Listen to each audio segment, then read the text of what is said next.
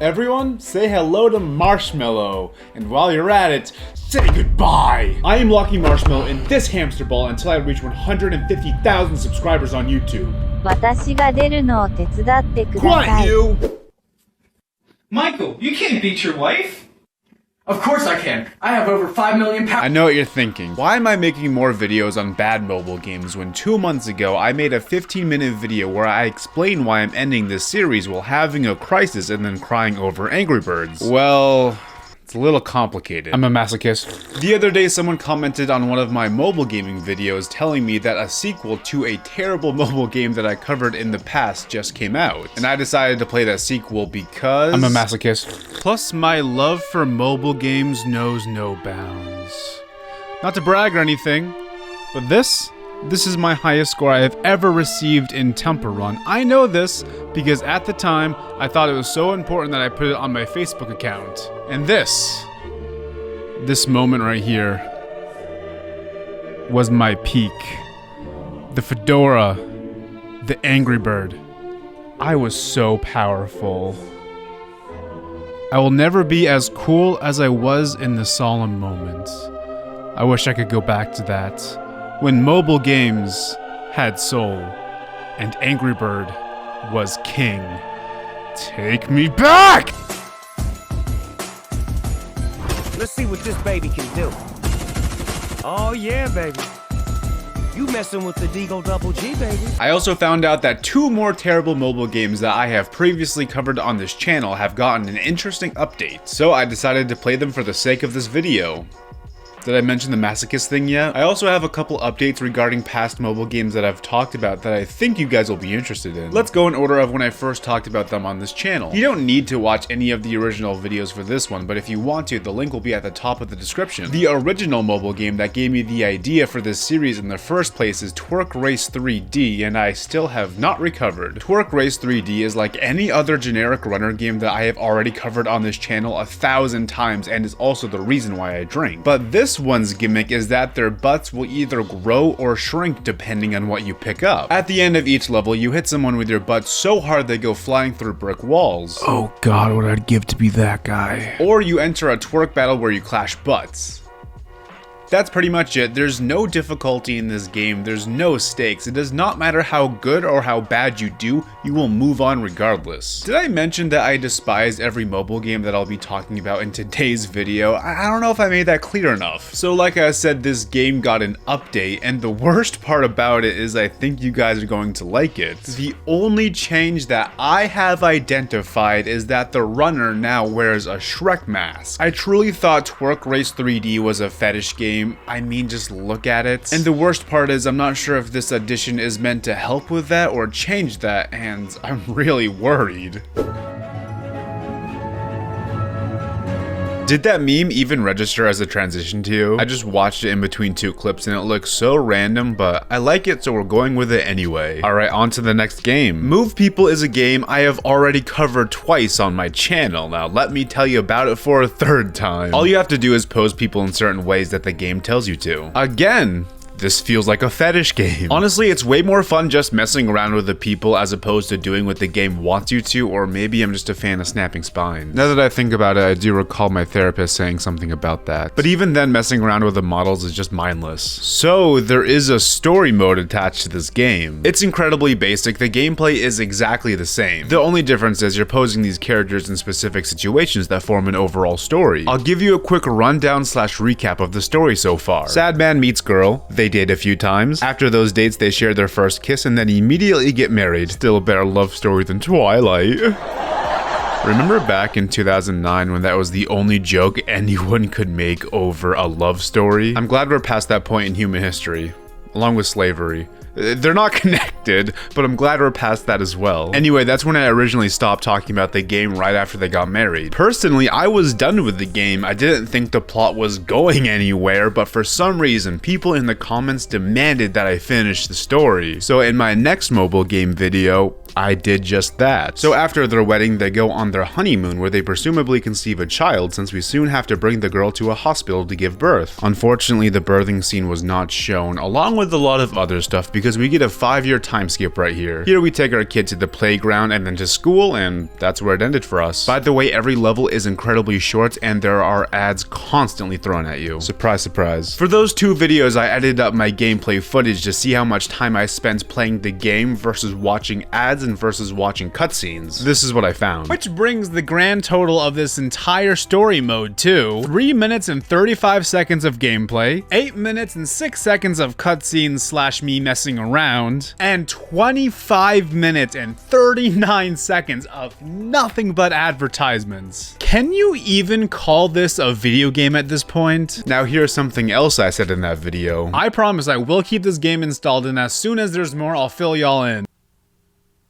So the 2 want to go out on a date, so you buy them fancy outfits, get a babysitter, and head out to a restaurant. Then you enjoy a little driving segment, or a kissing segment, I guess. No one's actually looking at the road here, but that's okay. Love has no rules. Right? That's a quote, right? Godfather, right? You then have to avoid the cars, but it doesn't matter because we got there in one piece. Now we go to the babysitter where their 2 kids are running around, meaning that apparently the couple had an extra baby off screen. This actually kind of shocks me considering the fact that the writing has been on point up until right now. This world is more fleshed out than Game of Thrones and One Piece combined. The character arcs are the best I've ever seen. Breaking Bad who? How did they let a plot hole like this happen? Whatever, then you have to buy toys to calm them down. But that doesn't work as the kid's head stretches thanks to the evil it's filled with. Now you have to join the dark side and spray the babysitter with water. The kids then laugh by stretching their heads. This animation is actually abysmal. They just stretch their heads? Why? This game is revolved around animating these people and they couldn't animate their heads to laugh? That's incredibly sad. The kids then get punished by having to study, so they clip on over to the computer to do so. But then the babysitter falls asleep, so we have to draw a mustache on them because this is peak comedy. Ray William Johnson who? Meanwhile, back at the restaurant, the couple are having the times of their lives, and that's all the new content. Why did you guys demand more again? There's also a wedding photo shoot pack that's kind of related to the story if you care about that. I can't promise any future updates on this game. I do hope that's okay. I just can't do it anymore. Anyway, here's another potentially awkward transition. Before we talk about the big game of the video, I have a couple updates. In a previous video, I was playing this Frozen ripoff game where all you do is pamper these knockoff princesses then dress them up. And in that video, I said this. I selected to play as Anya, but it turns out she's paid DLC. I am positive she's worth the price. Anya would not let me down. However, I just spent too much money on these Joe Biden packs. So Anya, please wait for me. I need to make money off of this YouTube video first, and then I can purchase you. Yeah, no, actually subscribe for Anya updates. I'll tell you in a future video if I bought the Anya pack, if this video made enough money to buy it. So yes, that video made more than 99 cents, so I bought the Anya pack. I attempted to play it, but it crashed literally every single time I tried to play it. Thanks, Anya. In my last mobile gaming video, I talked about a game called Summoner's Greed. I poked fun at their meme marketing, and then I saw that they were hiring, so I applied for a position to work for them. And someone on their team actually replied to me in the comments of the video. They say, "Hey, a video about us. As much as you don't like it, I'm sorry. It seems like our meme has worked wonders as your thumbnail. You can thank me later, winking face. Also, I'm here to inform you that your application has been rejected. Please keep making content on YouTube for the greater good of humanity." So first of all, they're right. Their meme worked wonders for my thumbnail. That video is one of my fastest growing videos of all time. And second of all, no, please hire me. I'm desperate. I can't keep doing this YouTube thing. Susan isn't treating me right. Please hire me! Finally, the terrible mobile game that got its own sequel, Find the Alien 2. Now, when I first reviewed this game, I went super in-depth. I probably have the most in-depth review of this game on the entirety of YouTube.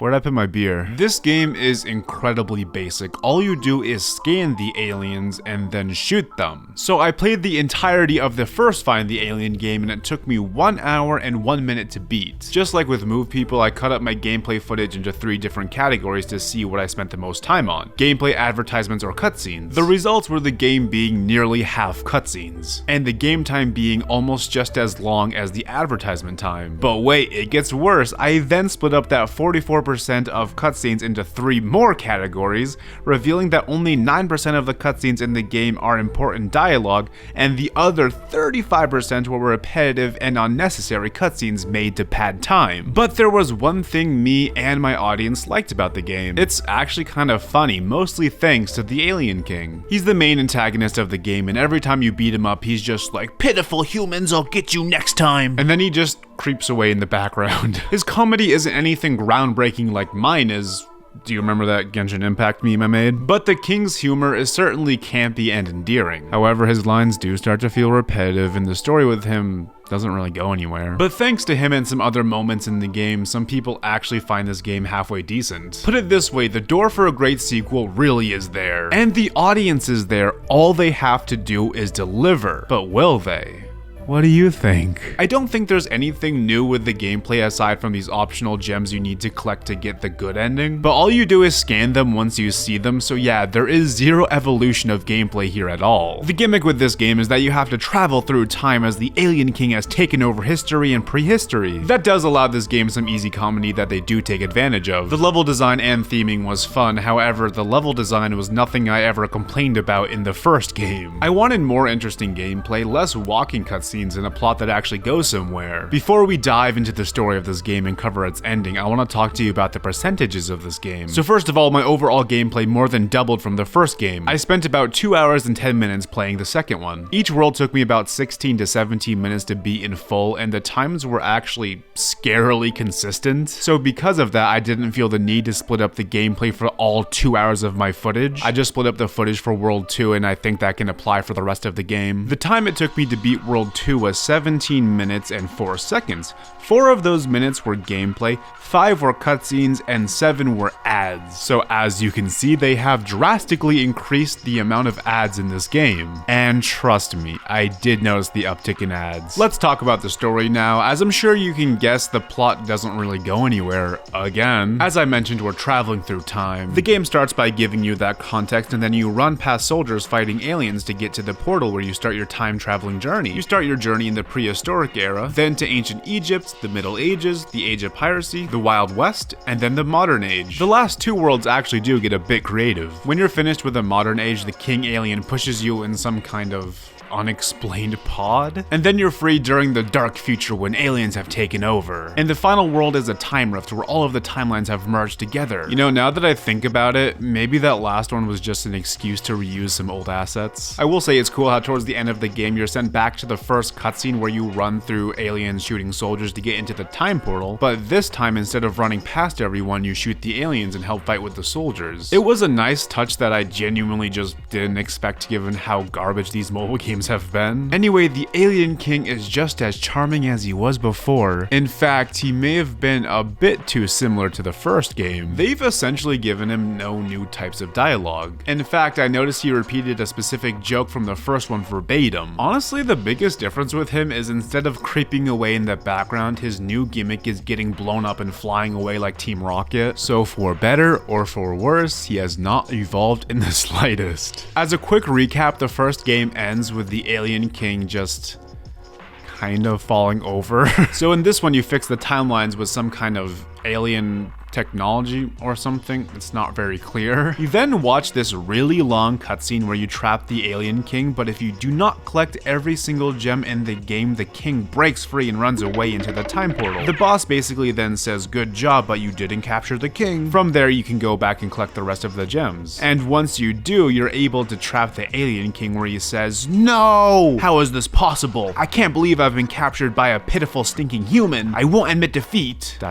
Fine, you win. Let me out? I promise to be good. Wait, come back. I'm sorry." You then walk away from him over to the boss who gives you the same lines, but this time she congratulates you and calls you a hero. Thus, I will retain my crown as being the sole YouTuber to cover the Find the Alien series this in depth. So as you can tell, the sequel has given me nothing that I wanted. It's just more of the same, but with even more ads. I guess I enjoy the closure, and knowing that the alien is captured will help me sleep at night, that's true, but I don't think this game is worth playing at all. In fact, I don't think any of the games I talked about today were worth playing. I miss good mobile games. They gave me a purpose in life, and I really want to go back to that.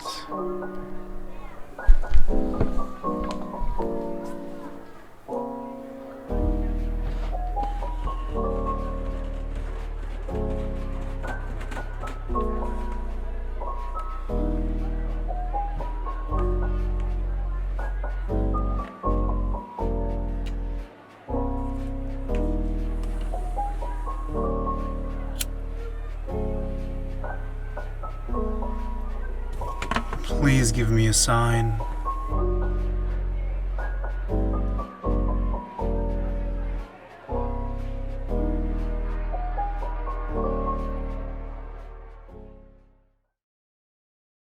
Typically in media, birds are meant to represent freedom, grace, love, strength, longevity, eternity, happiness, and more. However, not all birds are treated equal. Take the crow, for example. It often symbolizes change. It could be something as simple as a change in the weather, but oftentimes, the crow is seen as an omen of death. These birds are scavengers by nature, making the association with the inevitable end all the more obvious. The northern cardinal often symbolizes endurance, manifestation, and devotion. These symbolic traits make this species the perfect candidate for the lead role in the Angry Birds franchise. Yes, these birds are angry, but I would argue it goes much deeper than that. As you can see from the first cutscene in the game, these birds are having their eggs wrongfully stolen by mere swine. I would argue the dominant trait these birds betray is determination. Anger, a strong feeling of annoyance, displeasure, or hostility.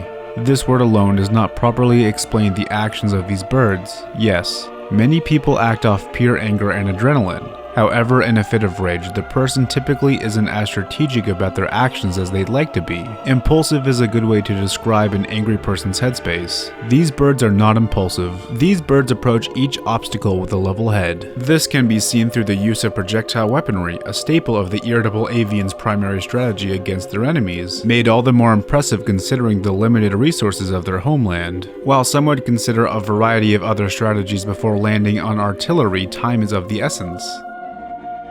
Determination, firmness of purpose, resoluteness. What can be a greater purpose than saving one's young? They say becoming a father changes you, and so it is with the aggressive fowl. With a mission as vital as this, precision and safety is paramount. Recklessness was not an option, ergo, acting off anger alone. More than anything else, these birds are determined to stop the enemy hogs and save their children. Speaking of pigs, why are they pigs? You see, in media, pigs typically represent